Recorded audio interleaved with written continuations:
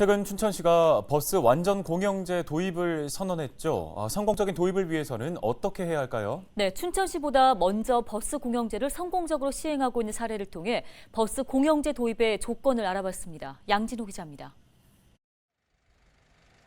신안군은 잦은 결행과 불규칙한 배차, 버스 회사의 경영 악화 문제가 계속되자 2007년부터 버스 매입을 시작했습니다. 들어간 예산은 모두 86억 원. 이후 33개였던 노선은 117개로 늘어났고 공영버스도 22대에서 69대로 증가해 비수익 노선이나 벽지 노선도 매일 운행이 이루어지고 있습니다. 이렇게 신안군의 버스 공영제가 성공적으로 자리 잡은 건 안정적 예산 운용이 가능했기 때문입니다. 신안군은 이를 위해 보험계약 갱신 간소화, 유류카드 제작을 통한 유류대 인하 등 비용 절감에 꾸준히 많은 노력을 쏟았습니다. 현재 신안군의 일일 버스 운송 원가는 대당 18만 원으로 민간 버스 업체의 절반 수준입니다.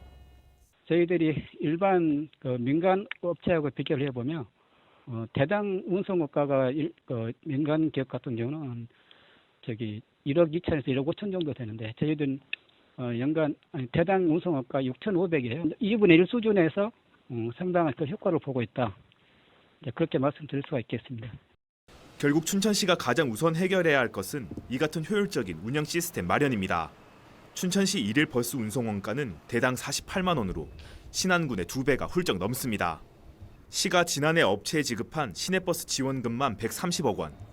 공영제가 실시될 경우 많게는 지난해 지원금의 3배가 넘는 예산 소요가 예측되기도 하는데 저비용, 고효율의 운영체계 마련이 성공의 필수 요건으로 꼽힙니다. 특히 여기에는 운수 노동자들의 고용 승계와 처우 등이 달려 있습니다.